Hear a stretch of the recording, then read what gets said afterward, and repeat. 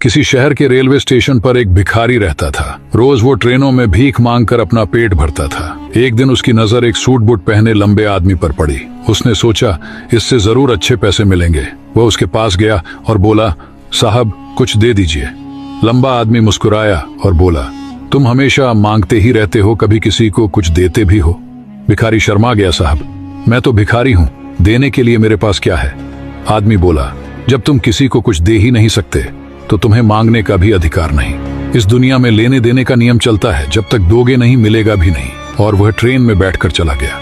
उसकी बात भिखारी के दिल में तीर की तरह चुभ गई। 2 दिन तक वह यही सोचता रहा, शायद मुझे भी इसलिए कम मिलता है क्योंकि मैं किसी को बदले में कुछ नहीं देता। तीसरे दिन उसने स्टेशन पर खूबसूरत फूल खिलते देखे।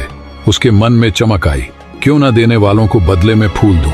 उसने कुछ फूल तोड़े और भीख मांगने चला गया। अब जब भी कोई उसे पैसे देता वो बदले में मुस्कुराकर एक फूल दे देता। लोग खुश होते और उसे पहले से ज्यादा पैसे देने लगे। भिखारी समझ गया, देने में ही पाने का रहस्य है। एक दिन वही लंबा आदमी फिर स्टेशन पर दिखा। भिखारी दौड़कर गया, साहब आज मेरे पास आपको देने के लिए फूल है, आप मुझे पैसे दीजिए, बदले में मैं आपको फूल दूंगा। आदमी मुस्कुराया, वाह अब तुम भी एक व्यापारी बन गए। भिखारी की सोच बदल चुकी थी। अगले दिन से वह स्टेशन पर नहीं दिखा। 6 महीने बाद वही स्टेशन 2 सूट बूट पहने व्यक्ति आपस में मिले। एक बोला, कहो पहचाना?